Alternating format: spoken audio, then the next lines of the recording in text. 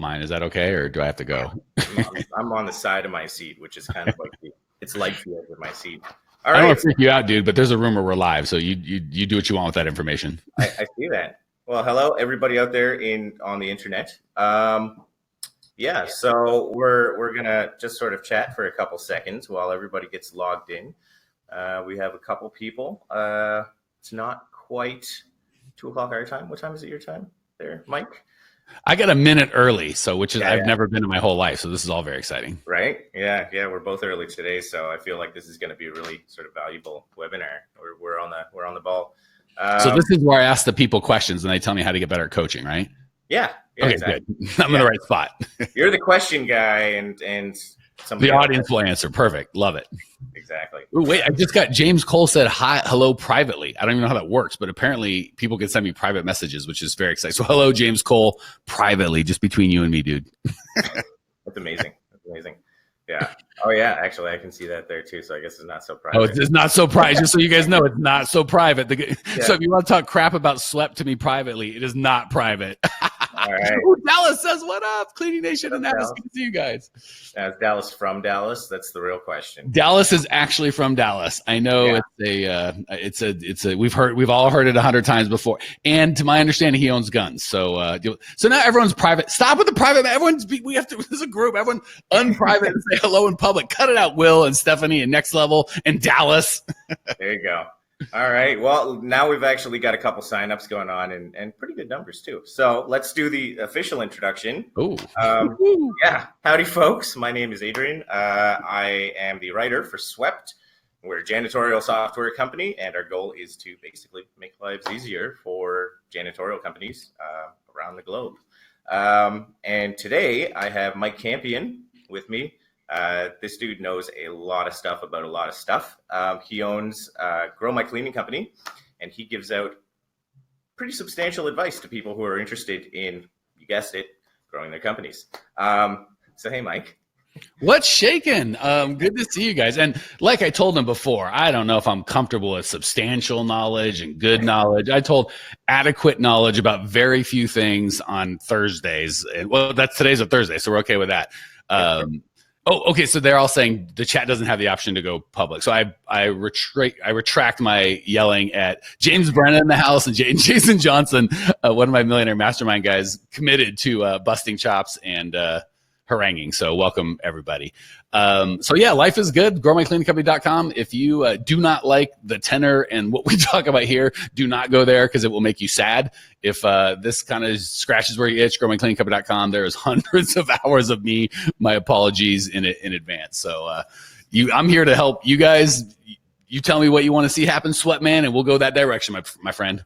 Oh my God, I saw a wonderful question just pop up that I'm totally gonna hit you with when we hit the questions. But before we do that, we're gonna run a poll for everybody.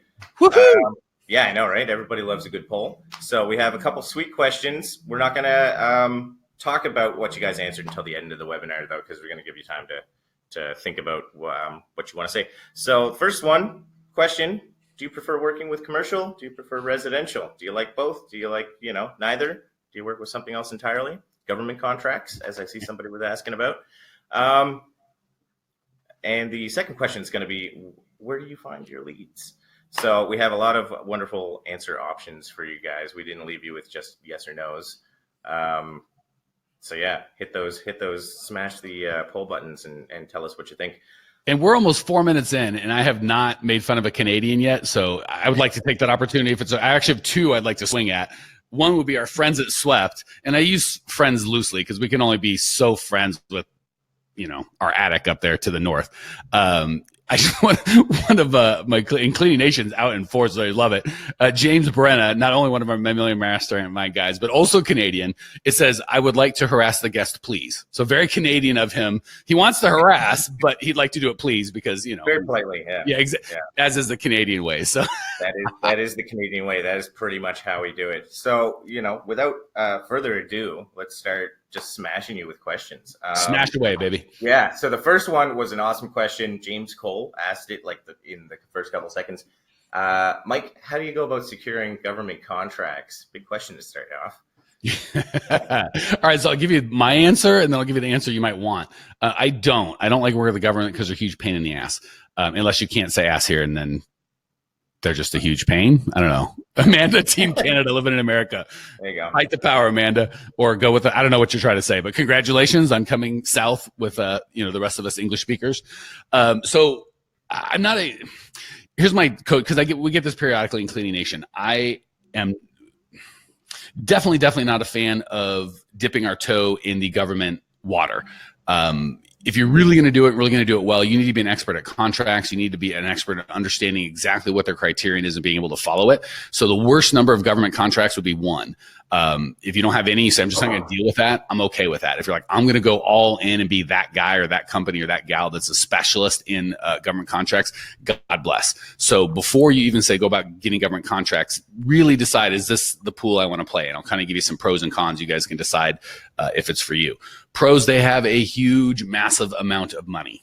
That's really the only pro. They have tons and tons of money. Cons, they are a huge pain in the butt to work with, and they will cut you off at the knees. They have no shame, or I hate to say it, morality. They will do exactly what their contract says and exactly what you force them to do within their contract. So I'm always constantly ranting on our podcast about pain, and everyone's like, well, the government doesn't have pain. Bull to the crap. They absolutely have pain. They'll tell you their pain is money. They want the cheapest bid. They do not want the cheapest bid. Their pain is compliance and not getting fired. So they want the cheapest qualified bid, which means it is on time. It is in the font that they ask you to put it in sometimes. I'm not being facetious. There are government bids that require that.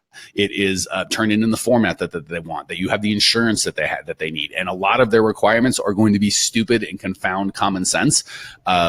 But their pain is that you can be compliant and they can contract with you. So my personal thing would be, I'd stay away with it. If you are going to do it, you got to go all in because you really want to be an expert in that.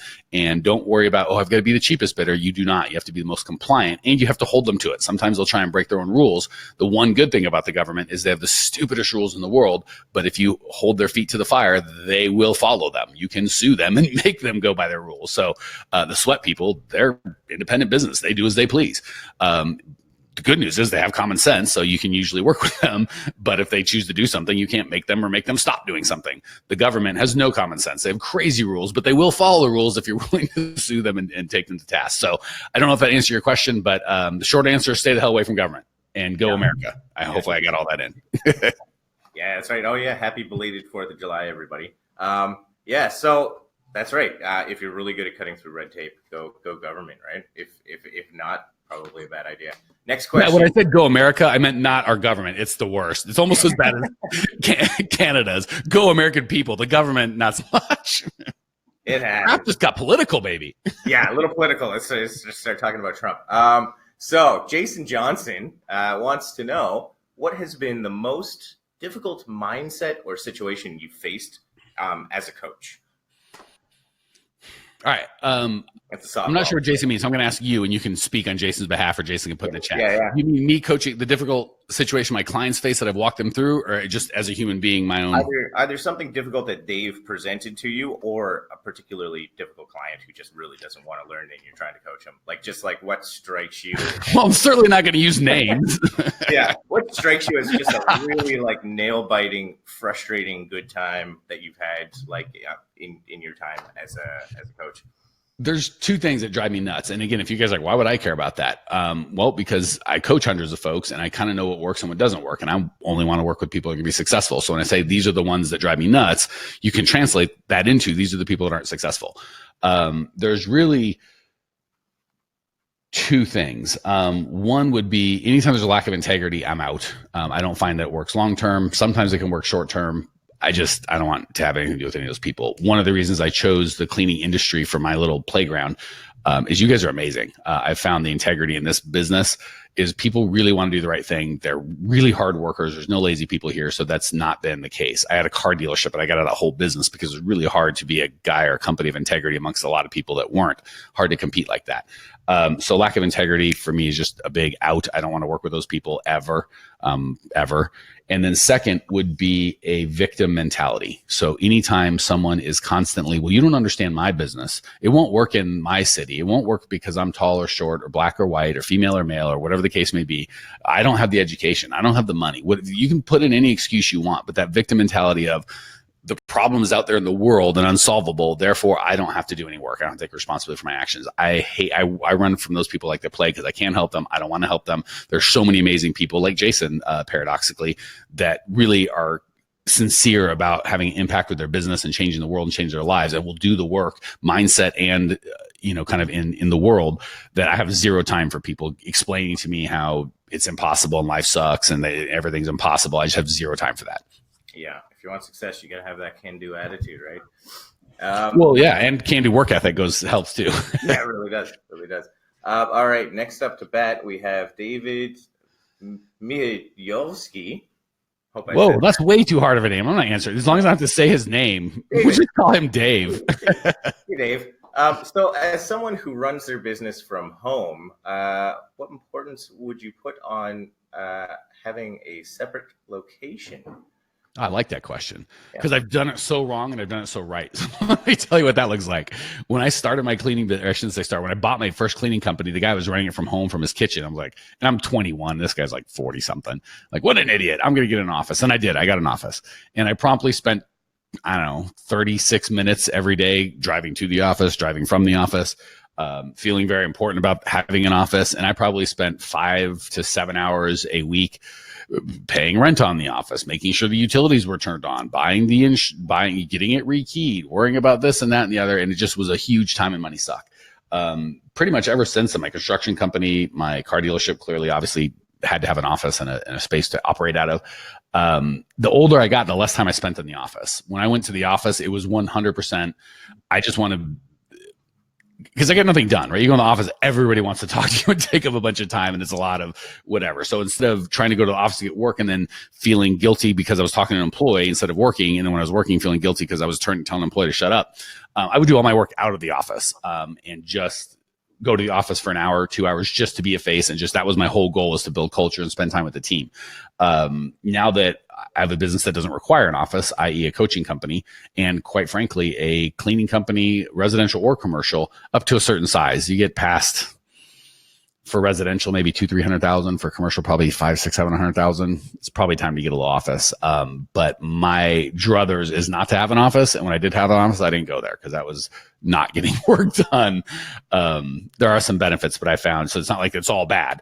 But typically the cost and time and money. So everyone thinks about that. I can get an office for $500 a month. It's not that. It's the time that you have to care for. You got to have an alarm system, and you got to lock the doors, and you got to make sure the carpets are clean. There's all this nonsense stuff. There's nothing to do with growing your business in the care and maintenance of an office. So if and when you need one, go get it. But man, hold that thing off as long as possible. And when you have one, don't go there. It's possible. Yeah, I mean, especially if like you're the only one running your business and you do most of your like stuff over the phone, like what's that office even doing, right? So, okay, next question. This one's oh, I gotta say, Will says we had an office. It was really an expensive place to interview people. Nice. Yeah. Well, yes, these Starbucks or whatever is much cheaper. $4 and you comes with free caffeine. You can't beat that. Exactly, right? $4 an interview as opposed to 500. Okay, so we have a Jay Wilkes from Indiana, and he says, "Okay, ... So my wife, ellipsis. I love that. I don't know what the okay ... means, but yeah, but okay. I think he's taking a breath before he starts. He says, "So my wife and I own a mid-sized janitorial company together, but we often can't agree on certain business decisions. How do we find a good balance where we don't constantly try to cancel out each other's opinions?" Well, who's got more muscle mass? Are you bigger and stronger? Yeah, you just right? like kind of push her around, because that would really help. She's bigger, then obviously she's in charge. So first and foremost, we're going to go by height and weight and bench press ability. So that's obviously going to be clearly that's the fight. That's how we do things here in America. I'm sure you in Canada talk it out. We're not up for that. We're all we thumb wrestle. That's our big problem. See, that's much classier. I'm pushing and shoving like an animal. Okay, so if that doesn't work, if we're not going to decide things by muscle mass, first and foremost. Gosh, that's such a good question. So I'll give you a little background. I've been working with my bride for probably 10 years, and we're just retiring her, which sucks because Cleaning Nation loves Natalie. They tolerate me. They love Natalie. And I love Natalie. So just so you know, this isn't something I just coach. I've done it, and she worked with me in the car dealership and all this for the last 10 years. She's worked a bunch of crap. So all that to say, I loved it because my wife is amazing. I don't know that she loved it as well. I think she tolerated it because she's amazing. So for me personally, and this is kind of out of James, as we all know Natalie's the best. And I always make fun of Canadians. Everyone always makes fun of me. And I'm well aware it's, Natalie, our mindset coaches, Jake, our enrollment coach. And then I'm kind of down there with the guy who cleans up, if actually he's probably above me. So all that to say, now I'm going out of coaching and like, hey, this is what works in the world. This is the right answer, to kind of my opinion. And then I'll come back to the coaching. So for me personally, having had the most traumatic thing I've ever gone through in my life be a divorce, which I can't recommend. That was like 15 years ago. And part of that wasn't because we worked together, but it's because I was working too much. And I put my business really in front of my family, which was by far the stupidest thing I've ever done. So for me, where I'm at now in my life, my family's always, I love you guys. I love this business. This is one of my favorite things in the world to do. But if and when it ever starts messing with my family, you guys got to go. And I love you guys. Hopefully everyone that knows Cleaning Nation knows how committed I am to you guys. That said, you're well below my wife and my kids. So first and foremost, whoever's asking that, if in all seriousness, if it's hurting your relationship, I'm going to fire one of you, not out of spite or out of anything like that. But the business has always got to be the business. And probably a bigger problem that needs to be solved, that is my favorite problem to solve in the cleaning business, is we get, our businesses start running us, right? In time and money, we think we're going to get free, but the business says, I need money, and we give it money. It says, I need time. And we stop having a lovely dinner with our family, and we run out and get to work.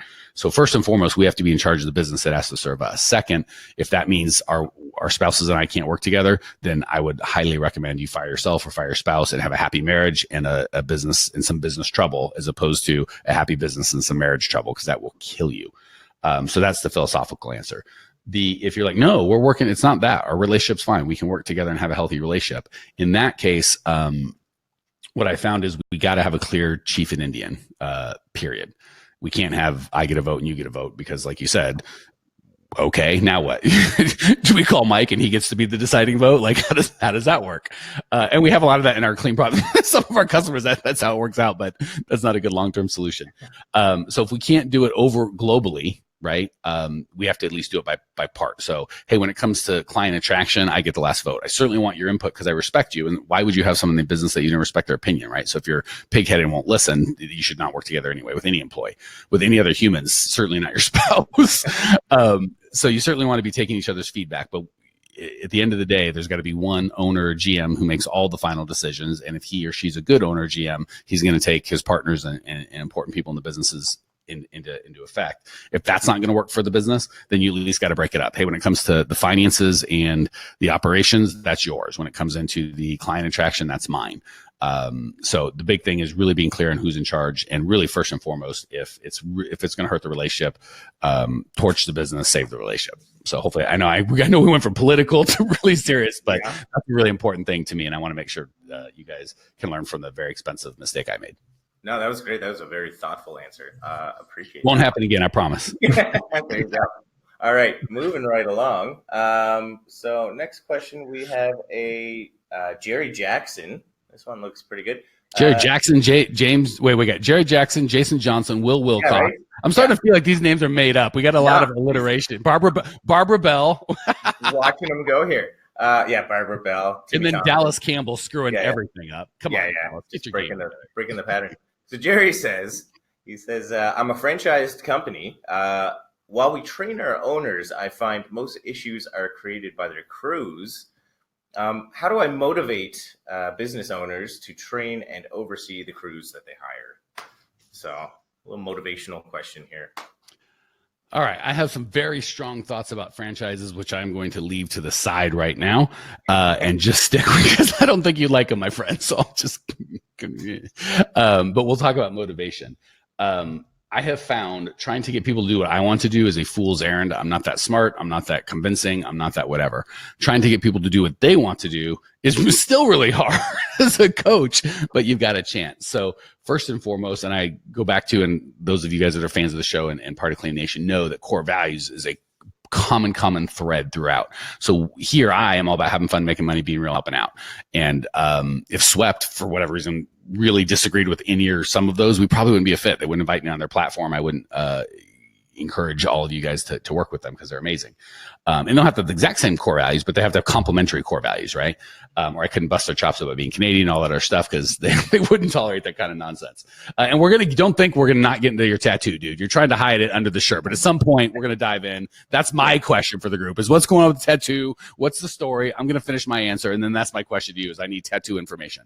So first and foremost, it is a fool's errand to try and get people to have different core values and bend them into yours, right? I had a guy that was, when I had my construction company, a sales guy that I wanted to hire that was doing over $1 million a year, would have been a great added addition to our team. He couldn't get to have fun. He was very professional. He was always like, the way you do it, I get it. I'm not against it, but it's just not me. When we had our website, we'd have stupid stuff on there like buy crap because, Mike's boat payment ain't going to make itself or just stupid stuff like that. And he was like, could I have my own website that I did? And he just couldn't become the have fun. He wasn't saying we were wrong, and I wasn't saying he was wrong. He just couldn't be a part of our team. And it's sad. It cost him what I think was a pretty great job, and it cost us a pretty great employee, but it made more sense. So to answer your question, I'm never going to try and convince someone to have different core values because you never will. They can't, they won't. I'm just going to not do that. And I'm never going to try and convince them to do what I want them to do. I'm going to really understand what they want to do and then help them reach those goals. And if those goals align with my goals, just like the core values, we can work together. We can have some synergy and bring value to one another. But if Swep's goal is to lay ruin to the janitorial landscape and, enslave all janitorial companies, there's really nothing we have, right? But they really have a goal that helps and buttresses my goal, and hopefully I have a goal in helping them accomplish their goal. So I'm not constantly, I don't have to motivate them. They're self-motivated, and there's a lot of synergy. So I really think lining up goals and core values is going to create an environment where you can encourage people that are already motivated. But I don't know how to motivate unmotivated people. I just go to the next person. I try and find the right people that are already motivated, and I blow wind in their sails. I don't try and get lumps like and get them all fired up. I have neither the time or intelligence or energy for any of that stuff. Yeah, I like that synergy. We usually here in Canada, I think it's a pretty popular term all around, just culture fit. We say culture fit a lot when it comes. We don't say that. It hasn't either. I'm not like cool with the cool kids. So I haven't heard it, or it hasn't matriculated its way south to me yet. But I think I'm going to start using synergies. It sounds better. As far as the tattoo, it's a Game Boy. We've got a nerd with with an edge. I like that. Very solid. And by the way, my son is a nerd with an edge. He has tattoos of gaming stuff, and perfect. I will introduce you guys. You'll be BFFs. Well, you're Canadian, so obviously you could ever meet, but online it's fine. I go to the States every now and then, every once in a while. I got a couple of military buddies down in Indiana. All right, so next question we have Ivan Mahatha. We got a lot of hard names on here. I'm glad it's your job to say them and not mine. Big last names. We have some serious big last names. He says, what advice would you give someone starting brand new, no clients, literally just got out of bed, decided I want to start a janitorial company? What do I do? That's a great question. I'm going to give you what sounds like a snarky answer, but it's probably the truth. I would subscribe to our podcast. Sorry, but it is would. And I'm not trying to sell my own crap, but that's what I would do. I remember when I bought my franchise 20 years ago, the internet was just starting. I would have killed, not for any podcast of somebody that had any success that was willing to tell me, holy crap. So I would find, whether it's me or not, because again, culture, core values, you might be like, this guy's an idiot. He's loud and obnoxious. I don't like him at all. Totally fine. Don't go. So I'll just figure it out on my own. That's crazy talk. Find somebody that's done what you want to do and gotten the results that you want to get. And whether you have to pay them money or buy them lunch or be their BFF or they've got an official coaching program, you just have to stalk them, whatever that looks like, do that. So I would for sure find someone that has done what you want to do and do what they tell you to do that's legal, ethical, and moral. And I will tell you, and again, this sounds like I'm pitching my own crap. I promise I'm not. A lot of guys do like their own mastermind groups, and I'll get a guy. Believe it or not, I used to like that before because it was cheap, and I still am. But now I prefer to pay somebody because, perfect example, I've got a brother-in-law who's an amazing architect, and we're looking to do our backyard, and he does that for hotels, so he'd be great at it. And we didn't hire him, not because he's not amazing, but because he'd be like, oh, I'll do it for free. And I shouldn't say hire him. We didn't take him up on that because I want someone I can pay and go, I want this result, and I can't have that with my brother-in-law, right? So if you've got a guy that's going to be your mentor, and you don't pay them, maybe he picks up the phone when you call, maybe he doesn't, right? Maybe like you're just not going to be a priority. So I would find somebody that has done what you were looking to do in any business, right? And again, it does not have to be me, but somebody that you like and trust and has gotten the results that you want. And if possible, pay them to help you get the results that you want. It will just save you so much time, headache, brain damage, gray hair, blah, blah, blah. No Canadians, clearly. Should go without saying, but I feel like I should say it. I cannot sing the praise of taking on like a mentor enough. Teachers are just a gift. So if you can find somebody who knows more than you do about something, like tackle onto that. And if it can be a symbiotic relationship, even better, instead of just like taking, give and take is always good. And so real quick, I just want to tack onto that so people don't be like, oh, Mike's the genius and he's arrived. Bull to the crap. I spent $70,000 this year on mentors for myself to get better. So I just want to encourage you anytime I'm like, don't work with a spouse. I've done it right and wrong. Like when I tell you to get a mentor, I've done it right and wrong. So I just want to add that on. This is Will. He says, I have money if you'll be my mentor, Mike. You are awesome. Just so everyone out there knows, I do have a free gift I'll give you guys at the end. So stick around. I'll tell you what that looks like at the end. But you got to wait to the end because that's how we do it here. That's right. Yeah. And speaking of Will, he was like, sorry for my long questions. That's okay, Will. We the longer the better because specificity is nice. Actually, and I'm going to hit your question, Will, which is we pay performance bonuses based on 5 performance categories. So, Mike, what do you think about performance bonuses? Is this like a good idea or a bad idea? I'm assuming we're talking to cleaners. I'm guessing, or maybe it's just everybody on the echelons of the janitorial company. You do good, you get money. Yeah, so I get different answers for different positions. It's not the same categorically. So I'll spend a little tiny bit of time on kind of the global answer, and then I'll go to cleaners, which is what I think what you're really looking for. So if it's salespeople, I love all performance based. To the degree that I can do it, I want as much performance based pay and as little salary as possible for a couple of reasons. One, what gets tracked gets done, and what gets paid really gets done. So just like I was talking about the coaching, there's a difference between, hey, I'm going to ask you to do something for free, just like if you ask a cleaner. That's down here, and then I'll pay you to do it, and then hey, we'll tie your money to my results. Would be even. I don't work on commission, so don't hear me saying that. But money is a motivator, I guess, is what I'm saying. So how you pay is going to have a lot to do with how they get motivated. So to the ability of the position, I'm going to have as much pay on performance as little on just you showed up again, so here's some money. That said, some positions don't really work their way towards that. Cleaning would be one of them. So I love pay for performance when it makes sense. Sales is a great way that makes sense. Cleaning, it's a little harder. There's 2 ways to go. You can do flat rate, which is a nice pay for performance way when it just comes to how quickly you get done, right? You can say, I'll pay you $50 to do this. If it takes you 5 hours, you get paid $10 an hour. If it takes you 2.5 hours, you get paid $20 an hour. That can work. I've got clients that have done very well with that. So I'm not saying it doesn't work or you shouldn't do it. If I had a cleaning company today, I wouldn't do that. I'd pay hourly. And I'm looking at more of a global position. So the way we do it, and this is what we coach through in our clean profit method, is we do a base rate of pay. And that for us, what I coach is that pay should always be 10 to 15% or 10 to 20% above what your competitors are paying. And there's external data that you can find that out. So don't just guess. You want to pay and really have the data. And the 10% would be just because you showed up, right? If you're a Grow My Cleaning Company employee, I want you to, or a Mike's, cleaning company employee, I want you to make more than everyone else just because we're awesome. If you want the 20%, here are the specific criteria that you're going to use. And I'll give you the ones we coach. You can modify, of course, but we coach first and foremost on core values. And that's the only one that's not countable, right? Like the rest you can count, and it's not an opinion. It's a fact.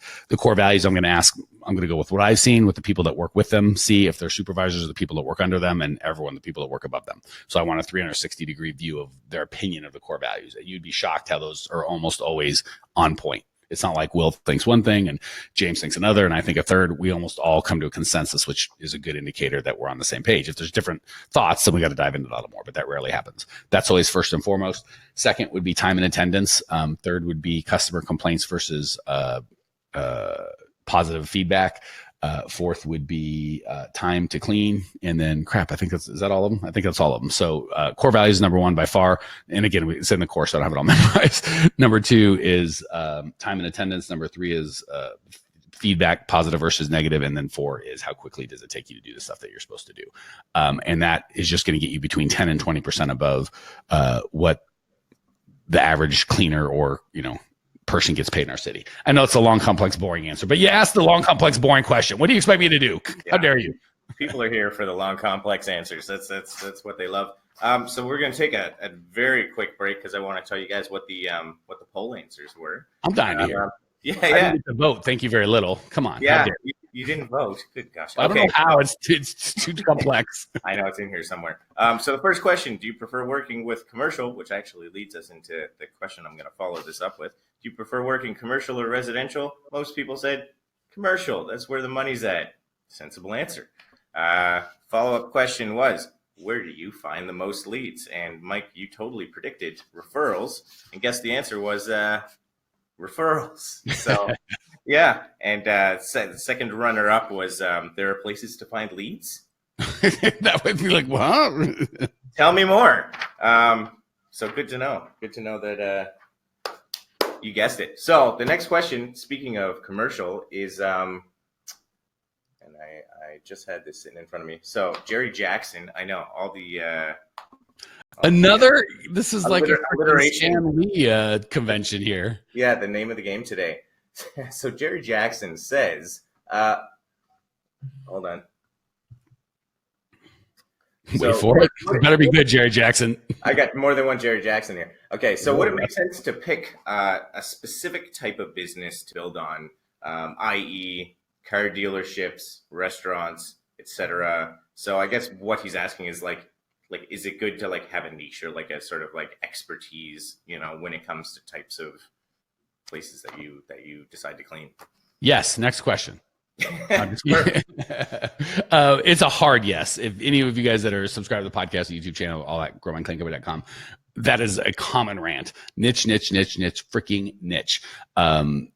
So again, I've had a construction company, had a car dealership, manufacturing company, coaching company, obviously a cleaning company. I could have started with, hey, if you have a company, I'll help you grow it. And I promise I would be, we've had several multi-million-dollar companies. So I promise I would be qualified to be able to give that advice. And no one would have heard of me. I'd make $0 and have zero impact on the world. I've only been serving this little industry of owners of cleaning companies. Feels like 4 years, maybe it's 5. I don't know. Certainly, not like decades. And I would say half, a third, many people in the cleaning company know who I am.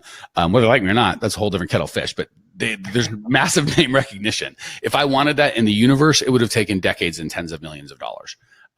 So yes, 1,000 times yes. And it's a much longer conversation because everyone gets freaked out about how they feel, which is, I don't want to eliminate half or a third or 90% of my audience, which is insane, by the way. So I get people, we'll go on the residential side because it's a more extreme example, but the commercial works too. I want to do residential and this, I can't pick a niche. And it's like, well, let's just pick a niche. Say you're going to do $150,000 in income. They live in a $700,000 house or more, dual income with kids. They're married and they both have jobs. Let's just say that's your niche. And you're in Nashville. Well, guess what? I'm making this up. 14,000 households that fit that niche. How many customers do you have on a monthly basis? 37. Okay, so we need to go to another niche because you've tapped your whole freaking niche. That's crazy talk. So once you get to, let's call it even, say there's 14,000. Once you get to 1,500 customers, 10% of we can talk about that. So again, go to the website for a full rant or go to the podcast or whatever, but niche, 1,000 times niche. It's sexier and more fun to just chase shotgun the world. If you'd like to make money, then niche the crap out of that bad boy. Yeah. A very, very good answer. Okay. So I'm going to hit one more question. Oh, can I answer James Cole's question? Yes. If that's okay. All right. Yeah. He said, out of curiosity, I've noticed the masterclass video. We have a video on our website. It's for more established business. What makes sense for companies to start off with. Rewrite then all of our, my goodness, if I could pick the folks, and I'm guessing, and I tell this with Swept too, and people are like, I'm just starting, should I use Swept? And they're going to hate me for this because they don't like people that are just starting, but screw you, Swept. I much prefer working with new people. So I'll give you the good and the bad, and you can decide what you are. And I'll bet you Swept's the same way. You can tell me if I'm totally speaking for you, or you can be like, we do not, what is it? We do not endorse the opinions of anything said on this idiot. So for me, I have a love-hate relationship with people just starting. I bet you Swept's the same, so I can't wait for your answer. I'll tell you why I hate you. I hate you because you have no pain. You think everything's going to be great. You don't know how much trouble there is, and you just assume it's going to be easy. Well, guess what? If it was easy, everyone had $1 million cleaning business, right? And everyone's like, I'm a smart. I'll figure it out. You're not. You need systems and processes, period. That's the hate part. The love part is, oh my gosh, you haven't made any mistakes. We can just fix it right off the bat. You'll never even know. So it's like a guy with a golf swing. Would you rather someone's been playing golf for 20 years and has a swing that's a mess? Well, he knows he sucks, which is good because he's got pain to fix it. But we have to spend the first X amount of time undoing 20 years of garbage to get him to zero so we can build a good swing. With new guys, he doesn't know anything. When I say turn your hips, do this, they're like, okay. They're too dumb to know it won't work. And they just do what I ask them to do and they get massive success. I'm guessing with Swept, the same thing, right? When you're small, you don't understand why you need us. So it's a pain in the neck to sell you guys because you don't know that you need it. But it's great because if you just start with a program like Swept from the beginning, your life's freaking awesome, right? Because you don't even know the pain that Swept solves you because you never had a Swept-free life. So am I totally hijacking your thoughts and opinions, or? No, not at all. I mean, like, obviously I can't speak for like the company, You're wearing a shirt with their logo and their logo's behind you. You have every for them. When you're just starting off as like a company, and I'm doing the quotes because like you're not really a company yet, are you? You're just like an idea, right? So you have to have that pain before you can actually say, I'm a company. So, so everyone write this down. The last time Mike was invited on a Swept podcast. Yeah, there you go. So yeah, moving on to one last question, and then we're gonna do this giveaway thing. Yeah, which is totally fun. And the last question I have for you is, do you recommend? It's a good question, actually. Subcontracting. You're surprised. Like, these have all been garbage. Here's finally a good one. Terrible questions, the whole lot. No, do you recommend subcontracting from big national cleaning companies? Like, are they just going to screw you 12 ways from Sunday, or is that actually? I would never say that. I'm Canadian. I would never say something rude like screw you 12 ways Sunday. That's horrible. How dare you? So we coach a 20% net profit, residential or commercial. Typically, those guys are going to take 20%. So you don't even have to be great at math to figure out if you want a cleaning job and you don't have any headaches, you're like, I will clean and get paid $10-20 an hour. Yeah, God bless, go get them. If you want a cleaning business, then no, that's not a business, it's a job. So if you want a job, buy or counsel from somebody else. If you want a business that's profitable, well then no. Yeah, that's a very good answer. All right, so here we go. We're gonna announce this and what you guys have to do in order to get in. Ken Bond said, "You didn't say my name." All right, I don't know what that means, but Ken Bond. There. Ken Bond. You think the whole thing? It's Bond.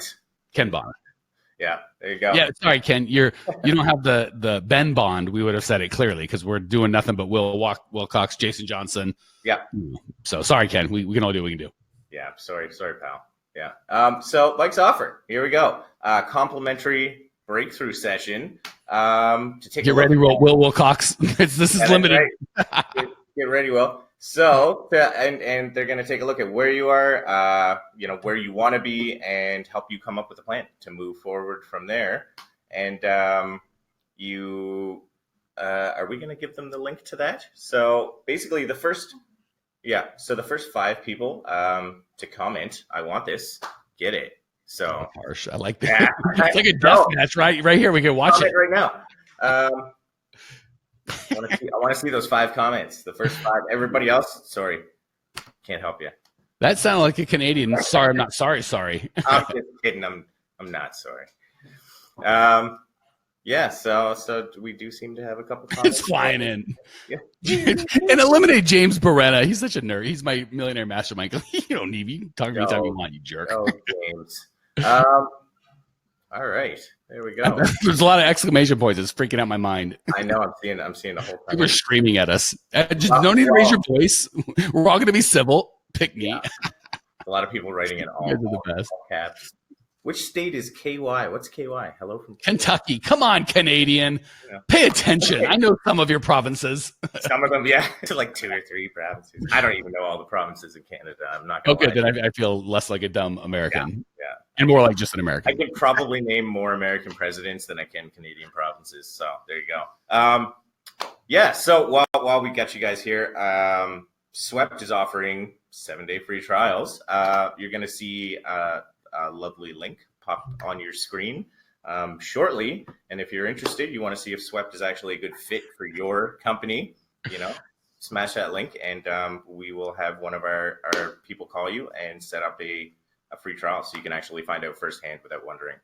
And since I busted chops on these guys, I will give you guys an honest bit of feedback that you can do as you want. And Swept and I have no financial relationship.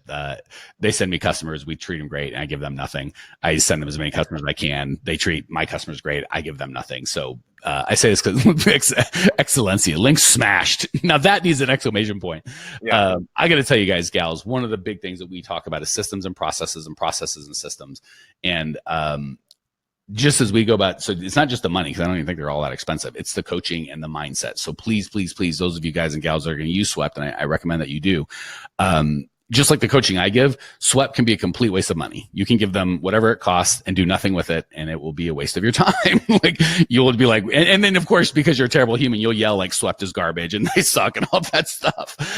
Or you can go through the coaching, the mindset, and really, and they're the best. If you say, hey, help me use this tool, help me grow my business with it, really help me expand, I promise you, they've got 37 different ways to bring value, not only to you, but to your community of employees and customers. So I want to encourage you guys.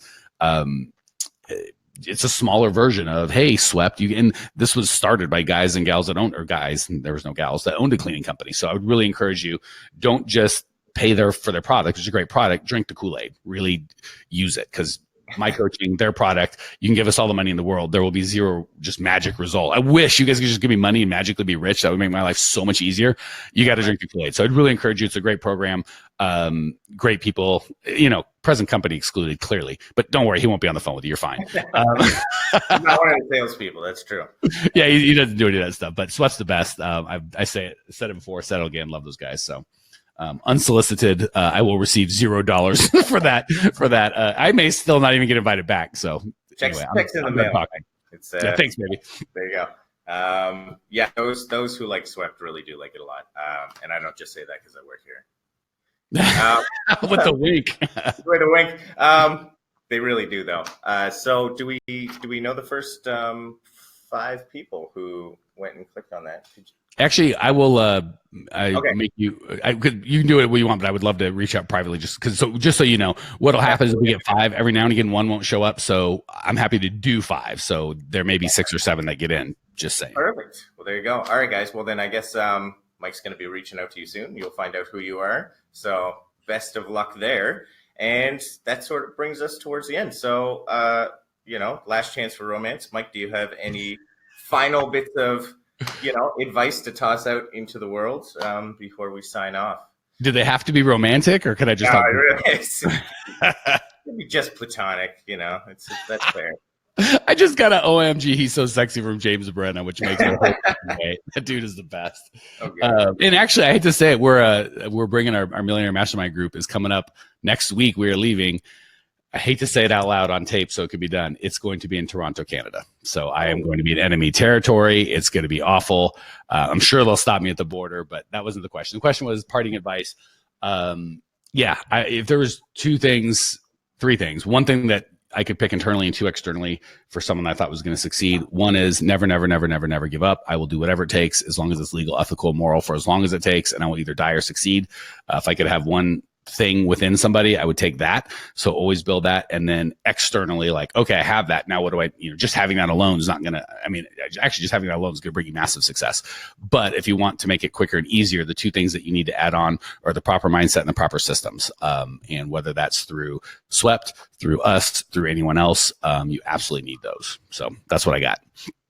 Amazing. All right. And for those of you, I saw a couple of people asking, and I know Darcy tossed an answer in there. Yes, there will be a recording of this that you can watch. We're also going to have a podcast of this, as well as a blog based on the sort of like better questions and answers that we feel like are worth writing down. So God bless you, trying to take this rambling mess and turn it into an actual blog with punctuation. Right. I want to see that. It's gonna be great. Masterclass in grammar.